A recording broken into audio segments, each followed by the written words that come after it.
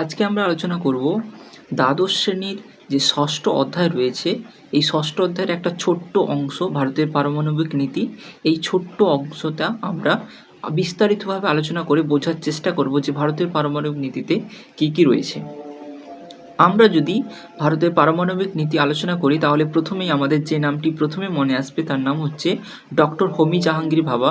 Doctor হোমি জাহাঙ্গীর ভাবার নেতৃত্বেই ভারতবর্ষের প্রথম পারমাণবিক গবেষণা শুরু হয়েছিল। কিন্তু প্রথম যখন পারমাণবিক গবেষণা শুরু হয়েছিল, এই পারমাণবিক গবেষণার উদ্দেশ্য ছিল শান্তিপূর্ণ উদ্দেশ্যে শক্তির উৎপাদন, কিন্তু পরবর্তীকালে এই পলিসি চেঞ্জ করা হয়। কিন্তু আমাদের প্রথমে মনে রাখতে হবে যে পারমাণবিক যে গবেষণা এর ভিত্তি স্থাপন করেছিল ডক্টর হোমি জাহাঙ্গীর ভাবা।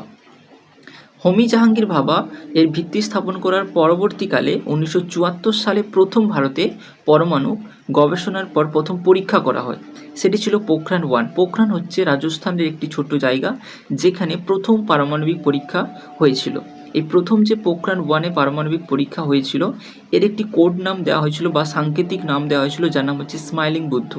পোখরান-1 যখন পারমাণবিক পরীক্ষা হয় এই সময়ে প্রধানমন্ত্রী ছিলেন ইন্দিরা গান্ধী, এবং পারমাণবিক পরীক্ষার পরবর্তী সময়ে ইন্দিরা গান্ধী ঘোষণা করে যে এই পরীক্ষাটি ছিল সম্পূর্ণ শান্তিপূর্ণ পরীক্ষা। পিটিবিটি 1963 সালে একটি চুক্তি স্বাক্ষরিত হয়েছিল যেটি ছিল পিটিবিটি চুক্তি বা পিটিবিটি কন্ট্রাক্ট। এটি কি না পার্সিয়াল ট্রেস্ট ব্যান ট্রিটি।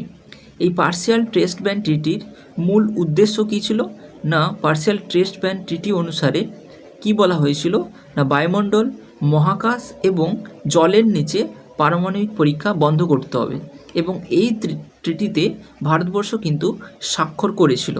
কিন্তু পরবর্তীকালে কিছু ট্রিটি হয়েছিল যেগুলো ভারতবর্ষ স্বাক্ষর করেনি, যেমন এনপিটি অর্থাৎ নিউক্লিয়ার নন প্রলিফারেশন ট্রিটি, যেটি হয়েছিল 1968 খ্রিস্টাব্দে, যে ট্রিটিতে ভারতবর্ষ স্বাক্ষর করেনি। এবং কারণ হিসেবে বলা হয় যে ভারতবর্ষ এটি মনে করে একটি বৈষম্যমূলক ট্রিটি, তাই এটি স্বাক্ষর করেনি। কেন করেনি না বলা হয় যে যে 5টি রাষ্ট্রের কাছে প্রথমে পারমাণবিক অস্ত্র ছিল তারা বাদে এর পরবর্তী সময়ে কোনো রাষ্ট্রই পারমাণবিক পরীক্ষা করতে পারবে না, তাই ভারতবর্ষের কাছে মনে হয়েছিল এটি বৈষম্যমূলক ট্রিটি, তাই এটিতে স্বাক্ষর করেনি।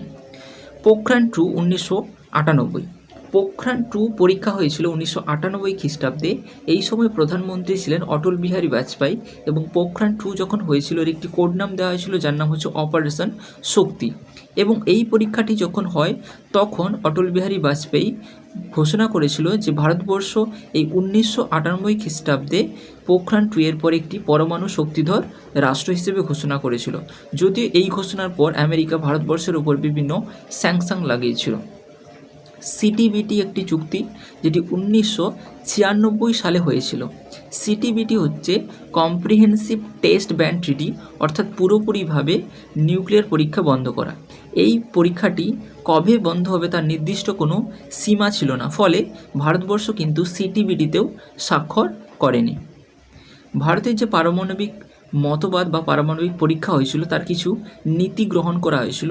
এই নীতিগুলির মধ্যে অন্যতম একটি নীতি হলো নো ফার্স্ট ইউজ, অর্থাৎ ভারতবর্ষ কোনো রাষ্ট্রের বিরুদ্ধে প্রথমে নিউক্লিয়ার ব্যবহার করবে না।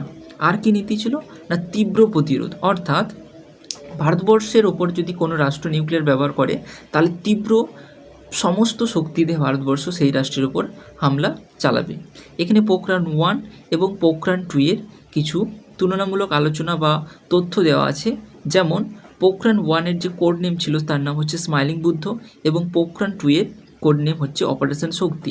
পোখরান-1 এর সময় প্রধানমন্ত্রী ছিলেন ইন্দিরা গান্ধী, পোখরান-2 এর সময় প্রধানমন্ত্রী ছিলেন অটল বিহারী বাজপেয়ী। পোখরান-1 উদ্দেশ্য ছিল শান্তিপূর্ণ গবেষণা, এবং পোখরান-2 এর উদ্দেশ্য ছিল অস্ত্র নির্মাণ এবং শক্তি প্রদর্শন। পরমাণু ত্রয়ী হচ্ছে 3 দিক থেকে ভারতবর্ষ পরমাণু বা নিউক্লিয়ার ওয়েপন ব্যবহার করতে পারবে, সেটা আকাশপথ হতে পারে, জলপথ হতে পারে এবং স্থলপথ হতে পারে।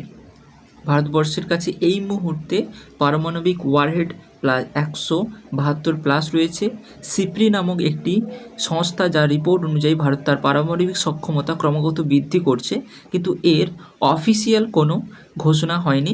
কিন্তু বিভিন্ন সংস্থা তার গোপনভাবে পরীক্ষা নিরীক্ষা করে এবং তারা গবেষণা করে তারা রিসার্চ করে এবং বিভিন্ন তথ্যের ভিত্তিতে তারা দাবি করে, কিন্তু এই দাবি কতটা সত্যি তা নিয়ে এখনও বিতর্ক রয়েছে।